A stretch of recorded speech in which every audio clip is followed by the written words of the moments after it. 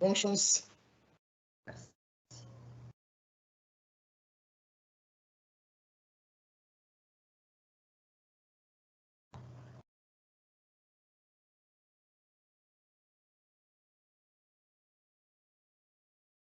Mesdames et messieurs, bonjour.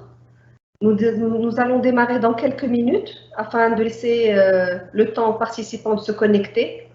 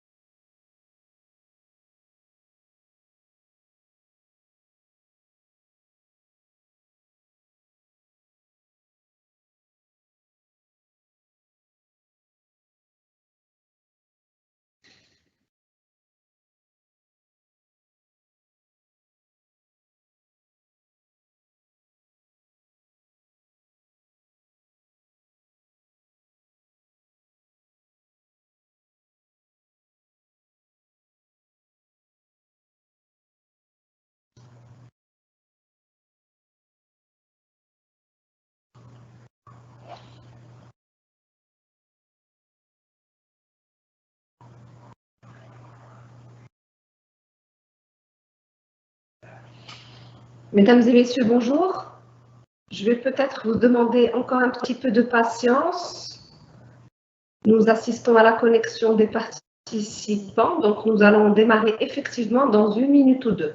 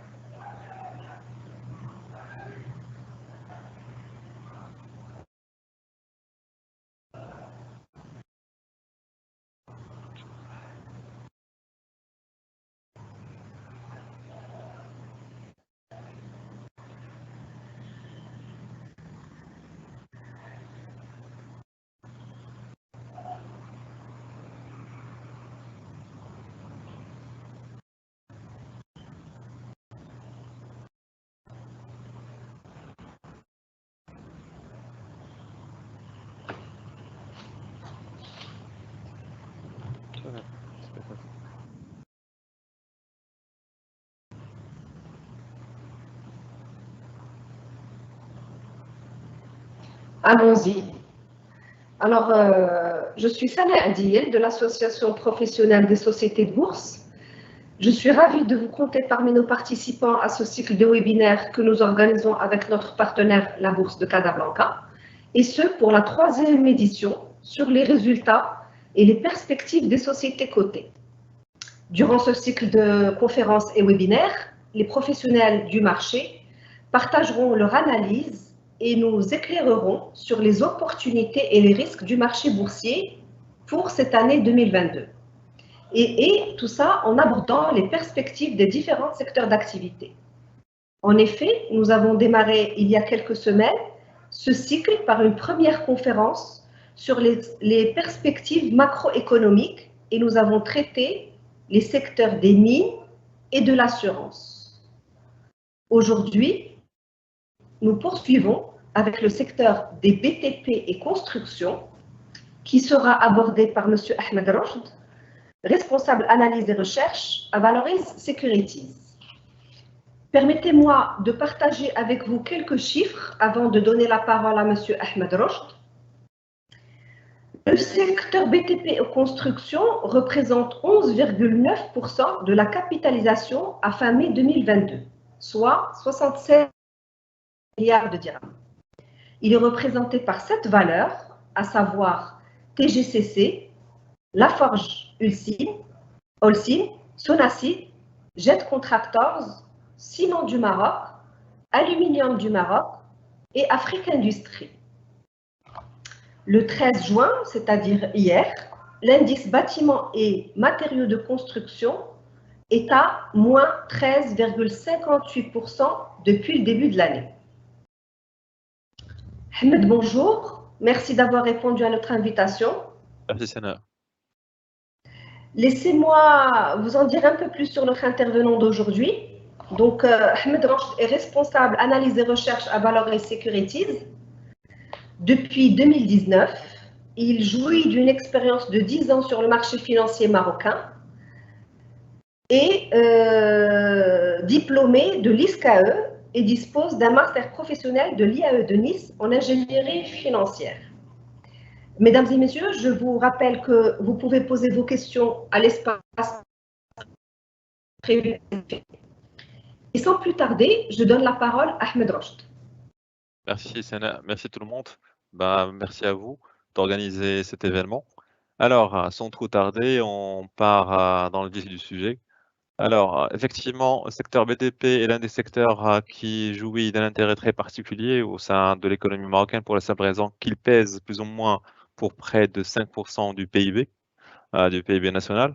Alors, pour analyser plus ou moins la contribution du secteur dans l'évolution de l'économie, je dirais qu'il faudrait faire une petite marche arrière dans l'histoire pour comprendre un peu l'apport du secteur. Alors, si on prend la période allant de 2002 à 2010, la croissance moyenne du secteur BTP Construction était plutôt supérieure à la moyenne de croissance du PIB. Ça veut dire que le secteur était un secteur qui tirait plutôt l'économie à la hausse. Alors que le PIB augmentait d'une moyenne plus ou moins aux alentours de 5%, le secteur BTP construction jouissait d'une croissance supérieure à 6,8%. D'accord? Ça coïncide avec la période où il y avait trop de chantiers, trop de travaux d'infrastructure entre 2002, 2005, 2006. D'accord? Donc, ce qui fait que ça a créé une certaine dynamique dans l'économie. Alors, par contre, à partir de 2011, on constate plutôt que c'est plutôt à l'inverse. Alors, l'évolution de la construction, du secteur construction BDP est légèrement, enfin plutôt nettement inférieure au niveau d'évolution de l'économie, donc c'était tel qu'on peut constater sur le graphe. Alors, entre 2011 et 2019, tandis que le PIB a cru d'une moyenne de 3,2, le secteur ne s'est développé que de 1,6%. C'est-à-dire que le secteur est à l'opposé. Au lieu de tirer à la hausse, il a tiré vers le bas à la croissance du PIB. Alors, qu'est-ce qui s'est passé? Qu'est-ce qui s'est passé entre-temps? Alors, ce qui s'est passé, c'est que le secteur de l'immobilier a nettement subi l'impact, la dégradation, de la conjoncture. Bon, pour rappel, le secteur, la composition, par exemple, de la demande sur le ciment, bon, des éléments du secteur BTP, était réparti historiquement 20% infra, 80% immobilier. Et parmi les 80%, 50 points étaient alloués à l'autoconstruction, tandis que 30% étaient alloués à la construction par des opérateurs. Alors, après la détérioration du pouvoir d'achat des gens, bon, pour rappel, après 2011, compte tenu de la réduction des subventions, ce qui a pesé un peu sur le niveau et sur le pouvoir d'achat des gens, d'accord, à partir de 2012-2013. On intègre aussi le fait que la conjoncture économique était aussi sujet à une mauvaise passe à cause des séquelles des événements de 2011 sur la région Nord-Afrique. D'accord, c'est autant d'éléments qui ont pesé un peu sur le BDP, sur l'immobilier, et aussi le fait que le secteur était plus ou moins très exposé côté bancaire et donc que le secteur devait réduire son endettement. C'est autant d'éléments qui ont pesé sur le secteur immobilier et donc par ricochet sur le secteur BTP. Alors, on constate aussi que sur un autre volet, le secteur BTP était l'un des secteurs qui employait les gens. D'accord? Donc, avant 2008, c'était un secteur qui employait en moyenne plus que 60 000 personnes par an. Alors, par contre, à partir de 2011, bon, la moyenne entre 2011 et 2019 n'est que de 15 300 emplois. Ça veut dire qu'il y a un fort écart entre les deux périodes. Et au lieu que le BTP continue d'être un pourvoyeur d'emplois, c'était beaucoup plus des fois un destructeur d'emplois, notamment en 2016. D'accord? Qu'est-ce qu'on pourrait en dire? On pourrait en dire que sur la base de ce qu'on constate sur la base des 10 dernières années, c'est que si l'État veut plutôt mener une politique de relance post-Covid, donc le secteur qui pourrait rapidement booster l'emploi, ça ne peut être que le secteur BTP. D'accord, donc on l'a déjà vu parce que l'État a déjà utilisé cette recette entre 2008 et 2010, après la crise subprime. D'accord, c'était un levier qui a été utilisé par l'État pour attirer les IDE vers le Maroc entre 2008 et 2010, et ça a vraiment marché dans la mesure où ça a créé de l'emploi. D'accord, donc on pourrait dire que la recette pourrait être utilisée à nouveau par le gouvernement et que ça devrait normalement marcher si les ressources et la politique adéquate devrait être mise en place. Alors, conjoncture actuelle. Alors, actuellement, l'actualité de l'année porte essentiellement sur l'inflation. Alors, on est à des niveaux d'inflation plutôt historiques. Fin avril, la CP a publié que la croissance de l'IPC sur les 4 premiers mois de 2022 était aux alentours de 4,5%. D'accord. Pour rappel, Banque al-Maghreb tablait sur une croissance annuelle de l'ordre de 4,7%. Donc, on est un peu proche de la croissance annuelle anticipée par Banque al-Maghreb, d'accord, à fin avril. Alors, d'un autre côté, il y a eu des ruptures, des chaînes logistiques, surtout après le déclenchement de la guerre d'Ukraine. D'ailleurs, on constate bel et bien sur ce graphe, hein, d'évolution des prix moyens d'import. On constate, effectivement qu'il y a une forte accélération, surtout pour quelques matières, après février 2022. D'accord? Donc, ça aggrave encore plus la hausse des coûts pour le secteur BTP, d'accord? En parallèle à un retour de la demande qui déjà tarde à revenir au niveau d'avant-crise, avant Covid. Alors, sur un autre niveau, on constate aussi que, malgré que, l'indice des prix des actifs immobiliers a baissé entre 2020 et 2022 suite à la crise de Covid, sauf que le taux de croissance des crédits immobiliers, n'est pas revenu au niveau d'avant. Ça veut dire que le secteur immobilier, bon, la demande n'y est toujours pas au rendez-vous et donc un des facteurs qui pourrait motiver l'intérêt ou un dynamisme sur le secteur n'est pas encore au rendez-vous. Alors même sur le niveau de consommation des ciments, on peine à dépasser le niveau des 1,2 million tonnes pour l'instant. Alors qu'en est-il par rapport à 2022 compte tenu de tous ces éléments? Alors je dirais que alors, bon, déjà, avant de passer à la conclusion, donc je dirais que même si on a tous cette panoplie de contraintes actuellement, je dirais qu'il pourrait y avoir des leviers, qui pourraient plus ou moins dynamiser, la demande sur le secteur BTP sur le court moyen terme. Alors, parmi lesquels il y a le projet, essentiellement, il y a le projet Dakhla Atlantique, qui devrait normalement développer un axe Agadir-Dakhla sur les 10 prochaines années, à l'image de ce qui s'est fait au nord entre 2002 et 2010. D'accord? Pourquoi? Pour la simple raison que déjà c'est le port Dakhla Atlantique devrait nécessiter déjà devrait être accompagné d'une zone industrielle logistique de 1650 hectares. D'accord? Ça devrait in fine employer plus que 180 000 emplois. 180 000 emplois. Ça s'inscrit aussi dans le cadre de la politique qui a été présentée à Sa Majesté à horizon 2035. D'accord? Donc c'est tout, ça entre dans le cadre d'une politique très long terme de l'État qui voudrait renforcer les liens entre les différentes régions et de renforcer cette zone d'Agadir pour la rendre vraiment dynamique à l'image des autres zones des régions du Maroc. Alors aussi, il faudrait aussi mentionner que sur cette zone entre Dakhla et Agadir, le PIB par habitant est légèrement supérieur à la moyenne nationale, donc ce qui devrait normalement inciter à l'investissement privé en cas de développement de ces zones et surtout s'il y a accessibilité à travers le réseau aussi. D'accord? Alors, ça, c'est un levier de croissance pour le secteur, d'autant plus qu'il y a des opérateurs qui ont compris l'enjeu, notamment Lafarge, qui a mis en place son usine à Agadir, justement pour accompagner le développement de ces zones. Alors, et autre chose, c'est le fait que l'État est l'État marocain est un gouvernement plus ou moins avec une politique plus ou moins keynésienne, qui stimule la croissance par l'investissement par l'investissement public. Alors ça, c'est une politique qui a été menée depuis les années 2000. Donc on a vu que ça a été utilisé entre 2008 et 2010. Ça a été utilisé même à partir de 2015-2016 pour redynamiser l'économie.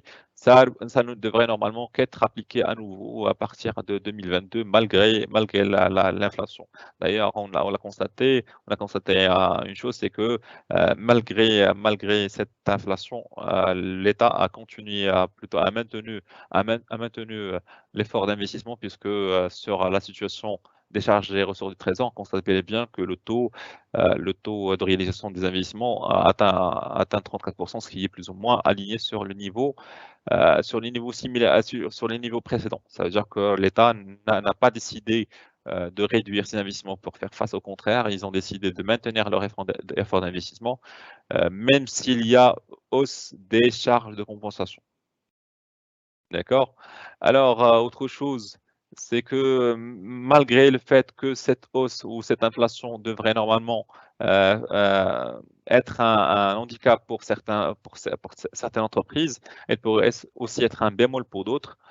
Pourquoi? Pour la simple raison qu'il y a beaucoup d'opérateurs dans le secteur BTP, essentiellement des industriels, qui ont passé pendant plusieurs années de la dégradation de la conjoncture dans la zone Méditerranée et qui ont souffert d'un renchérissement des importations à bas coût. Alors actuellement, s'il y a inflation et s'il y a renchérissement du coût du fret, ça veut dire qu'implicitement, il va y avoir une hausse du frais, du fret, et donc du coût à l'importation, ce qui sera bénéfique pour ces entreprises afin d'alléger la pression sur leur marge, et donc ce sera bénéfique pour eux.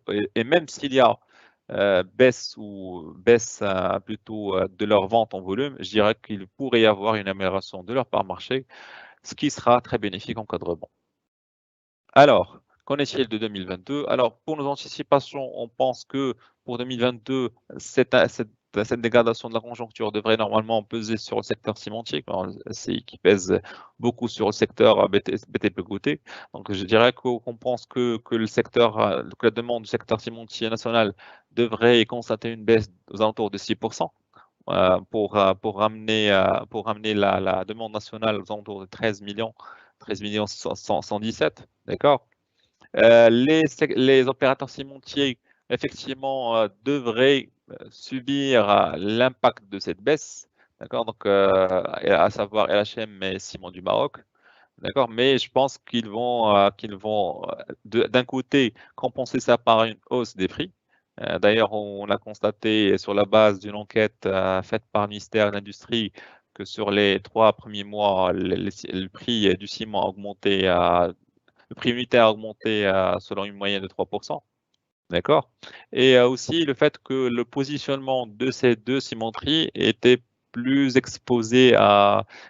beaucoup plus exposé aux leviers de croissance que d'autres opérateurs, hein. D'ailleurs, j'avais bien explicité le fait que LHM vient d'ouvrir son usine à Agadir. Simar est historiquement basé en zone sud. Ça veut dire que l'intérêt d'investissement de l'État porté vers cette zone sud devrait normalement être bénéfique pour ces 2 entreprises et normalement devrait alléger la pression sur leur vente. Alors autre chose, c'est que bon, on ne pourrait pas nier qu'il pourrait y avoir un impact négatif en termes de marge. C'est pour ça que je dirais qu'on anticipe plutôt une dégradation de la marge d'EBIT de 4 points pour les opérateurs cimentiers pour cette année compte tenu de la hausse du coût des intrants. D'ailleurs, le Petcock, sur la base des données publiées par le vice d'échange, le prix moyen du Petcock à l'import a augmenté de plus de 150% sur le premier trimestre.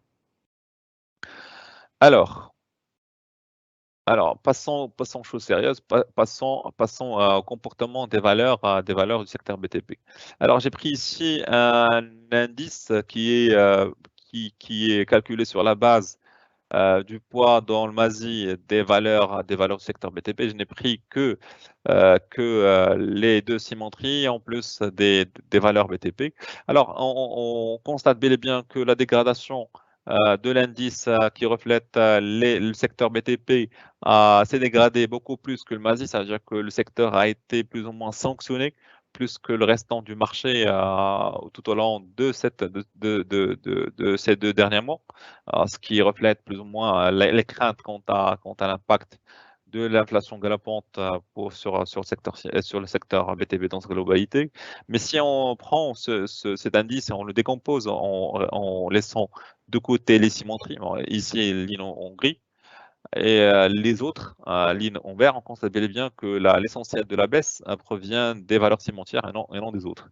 D'accord. D'ailleurs, même sur les autres valeurs BTP, si on exclut Sonacid, on constate que la performance est très timide, bon, aux alentours de 2%. Ça veut dire qu'on a deux principes courants. On a les valeurs cimentriques qui tirent vers le bas, qui pèsent beaucoup sur le secteur, et on a des valeurs qui émergent et qui soutiennent, qui poussent vers le haut, à savoir Sonacid. D'accord.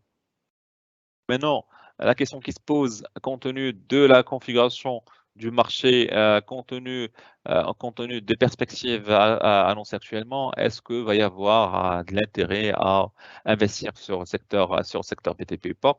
Alors je dirais que si on se base juste sur ce qui a été publié au T1 2022, on constate bel et bien que les deux cimenteries ont certes affiché une amélioration de leur chiffre d'affaires, donc 8%, 10%, mais sans pour autant revenir au niveau du T1 2019.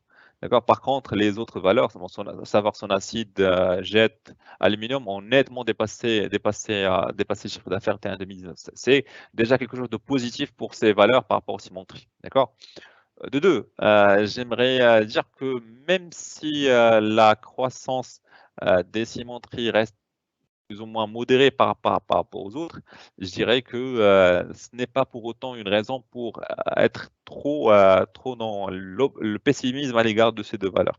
Pour la simple raison qu'il y a des facteurs qui devraient normalement venir soutenir les réalisations de ces deux valeurs. On a par exemple le cas de ciment du Maroc où va y avoir le lancement de l'usine Nador sur le S2 2022.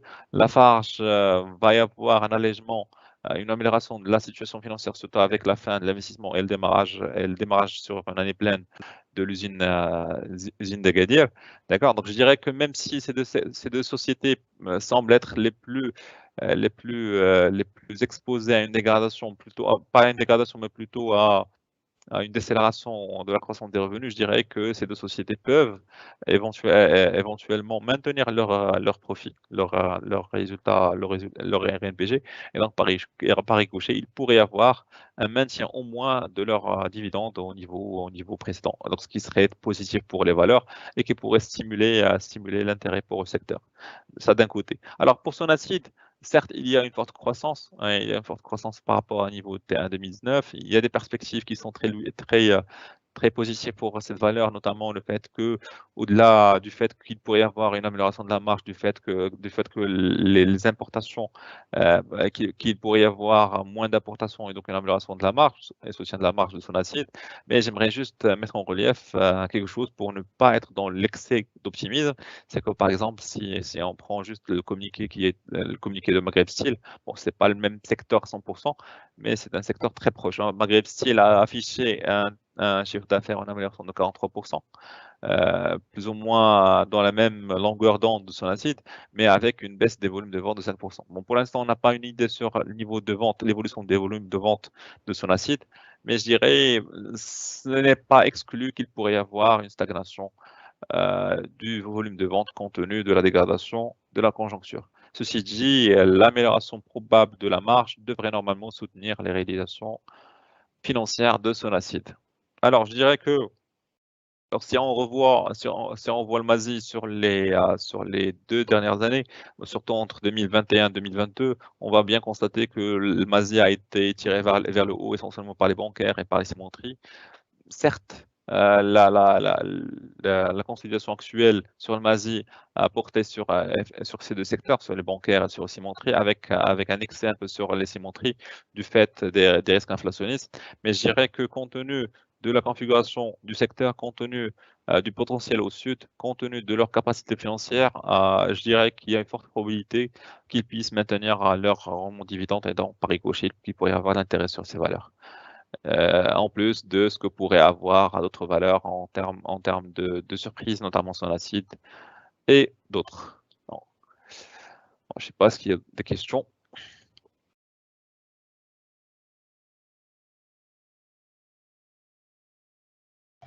Merci Ahmed pour ton intervention riche qui nous a fait faire un tour d'horizon du secteur BTP et construction. Tout au long de ton intervention, nos participants nous ont posé quelques questions. En fait, la question qui est revenue 2 fois, c'est y a-t-il encore un potentiel de croissance pour les valeurs BTP dans les mois à venir? Alors, je vais prendre l'historique des valeurs, par exemple cimenterie. Alors, si on prend par exemple Lafarge. Alors Lafarge coûtait historiquement sur les 10 dernières années, avec un multiple enterprise value EBITDA, donc aux alentours 13-14. D'accord? 13-14. Alors actuellement, je dirais que compte tenu de l'évolution récente du cours, etc., on est à moins. On est aux alentours de 12, moins que 12 même, 11,8. Ça veut dire quoi? Ça veut dire que si le marché revient à sa moyenne de valorisation de ces valeurs à symétrie, c'est c'est tout à fait normal qu'il puisse y avoir de nouveaux niveaux de cotation nettement plus supérieurs au niveau actuel. Ça veut dire que je vais voir, par exemple, la marge au-delà de 1900 dirhams, au-delà de 2000 dirhams même. D'accord? Ça, c'est si on se base sur moyen. Mais ceci dit, ça devrait être lié à la capacité de ces sociétés à maintenir leur niveau de réalisation opérationnelle au moins aux alentours des réalisations de 2021, malgré la hausse, malgré la dégradation de la conjoncture. Donc, je dirais, bon, pour moi, bon, pour le cas, par exemple, de Lafarge, donc je dirais que les bits pourraient se maintenir aux alentours de 3 milliards. Donc, et l'année dernière, c'était 3 milliards. Maintenant, je pense que ça sera aux alentours de 2 milliards 980, 2 990. Ça sera plus ou moins le même niveau. Donc, par ricochet, je dirais qu'il y a un potentiel, un upside, qui devrait juste être confirmé par les prochaines réalisations qui vont normalement donner plus d'assurance et donc renforcer ceux qui ont décidé d'investir en 2021 sur ces valeurs. D'accord, très bien. Et en fait, une autre question, vous avez parlé du potentiel de Dakhla. Donc, dans quelle mesure l'État pourrait-il maintenir le développement de l'axe Dakhla-Agadir malgré la pression de la hausse des charges sur les finances publiques? Ouais, effectivement, maintenir un investissement public dans un contexte où il y a un renchérissement des charges de compensation, etc. Bon, avec ce qui pourrait venir après en termes de pression sociale, en termes d'augmentation de salaire, etc. Pour l'État, je dirais que même si on a trop de contraintes dans ce sens, le fait qu'il y a eu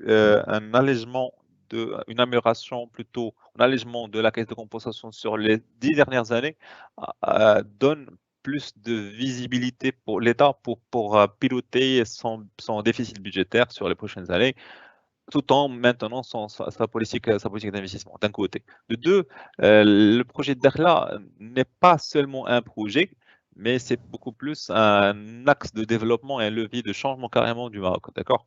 Sur la zone, comme je viens de dire, sur la zone Agadir-Dakhla, il y a un PIB par habitant qui est nettement supérieur à la moyenne nationale. Ça veut dire qu'il y a la possibilité pour des gens de développer leur propre business sur cette zone tout en bénéficiant d'un revenu ou d'un potentiel de revenu qui est qui est meilleur que la moyenne nationale, d'un côté. De deux, si la politique, si la politique menée par l'État qui vise à renforcer ces liens entre les provinces Sahara avec le reste avec le reste du pays se concrétise notamment à travers ce port d'Arla Atlantique qui devrait normalement être achevé d'ici 2030. Normalement, ça devrait développer tout un écosystème d'entreprises qui opèrent sur cette zone et qui normalement devrait non seulement attirer de l'investissement public, mais aussi de l'investissement privé. Donc, il y a beaucoup d'éléments qui plaident pour que cette zone puisse être un axe de développement, Et donc, par la force des choses, vous ne pouvez que développer une zone qui pourrait être rentable sur les prochains exercices. D'accord. Une autre question, les réalisations des valeurs du secteur BTP vont-elles bénéficier ou être impactées par l'inflation?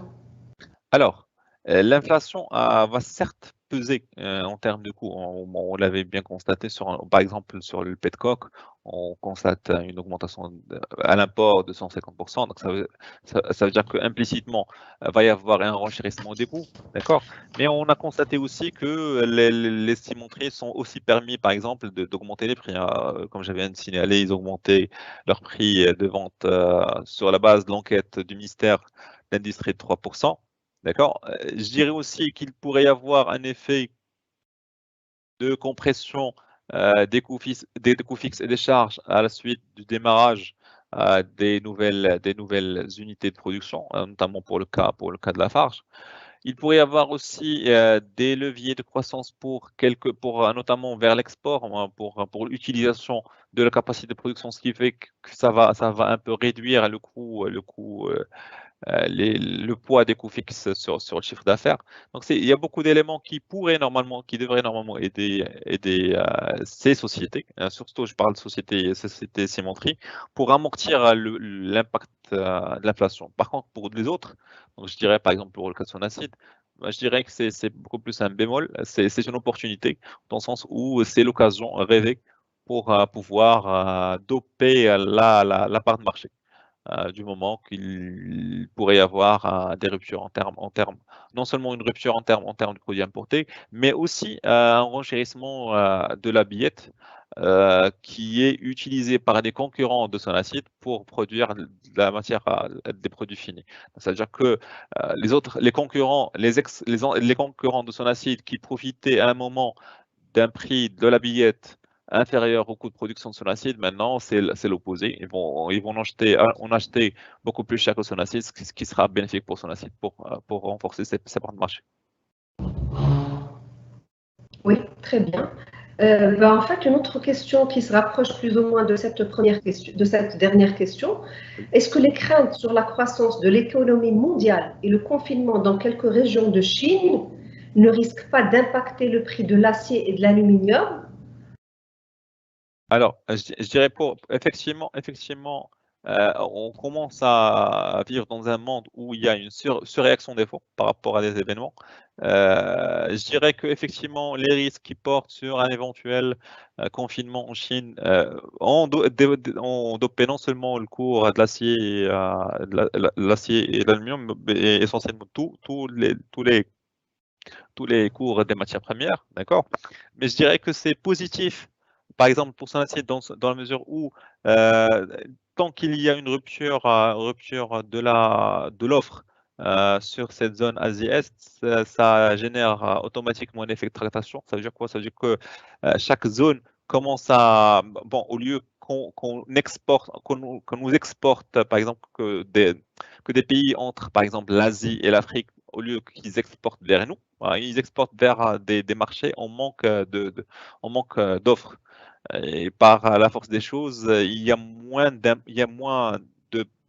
d'importations potentielles destinées vers la Méditerranée, donc vers le Maroc, et donc c'est bénéfique pour l'industrie locale. Ok. Par contre, pour le cas d'aluminium, aluminium du Maroc, ils importent. Donc, voilà, ils n'ont pas, donc c'est tout à fait normal qu'ils puissent en souffrir parce que ils font de la transformation de l'aluminium brut et donc s'ils l'achètent plus cher, s'ils ne parviennent pas à la répercuter sur le prix final, ça sera au dépend de leur marge. Mais je dirais que compte tenu de l'évolution du chiffre d'affaires, je dirais qu'ils ont bien répercuté sur le consommateur. D'ailleurs, ils ont affiché une progression de 72% entre 2021, T1 2021 T1 2022. D'accord. Peut-être une dernière question? Oui. Alors, que pensez-vous du potentiel de la valeur TGCC à moyen et à long terme? Alors, TGCC, effectivement, c'est une valeur qui a intégré la bourse de Casa très récemment, d'accord? C'est une valeur à grand potentiel dans le sens où elle a démontré de par son historique sa capacité à poursuivre un développement rapide sur les 10 dernières années, de un. De deux, je dirais que Je dirais que, certes, il y a eu une baisse, du carnet d'ordre entre le T1 2022 et fin 2021 pour TGCC.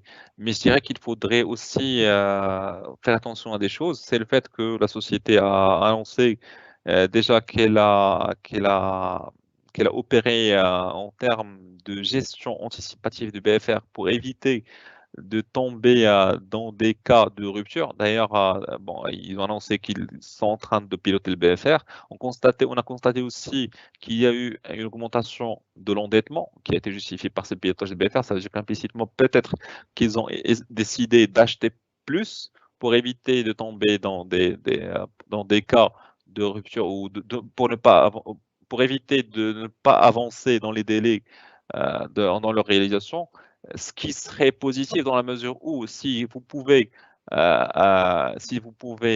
réaliser vos objectifs, c'est-à-dire que vous allez gagner encore plus sur les prochaines commandes, sur le prochain appel d'offres, parce que vous êtes parmi les rares opérateurs qui sont aptes à réaliser dans les délais. Ça veut dire qu'en cas de rebond, ça ne m'étonnerait pas. Ça ne m'étonnerait pas que TGCC puisse cumuler une part de marché qui est supérieure à ce qui était prévu au départ. Et donc, par ricochet, ce qui sera très positif pour la valeur sur le moyen long terme, à condition que la société puisse avoir les ressources financières adéquates pour subvenir à une éventuelle pression sur la trésorerie en 2022. Voilà. Et sur les perspectives, ils ont déjà annoncé qu'ils pensent non seulement à développer leur métier qu'au Maroc, mais aussi en Afrique. D'ailleurs, ils tablent sur une contribution internationale de 10% de leur chiffre d'affaires à terme. Merci Ahmed. Je te remercie chaleureusement. Je remercie également l'ensemble des participants qui nous ont accompagnés aujourd'hui. La rediffusion de ce webinaire va être disponible sur les chaînes YouTube de la Bourse de Casablanca et de l'APSB et sur le site internet de l'APSB www.apsb.ma. Il ne me reste plus qu'à vous donner rendez-vous jeudi 16 juin, c'est-à-dire après-demain, pour un nouveau webinaire qui traitera cette fois du secteur des télécommunications et qui sera animé par Fatem Zahra Raji de CDG Capital. Mesdames et messieurs, je vous souhaite une bonne journée et vous dis à bientôt. Merci Sana. Au revoir. Merci.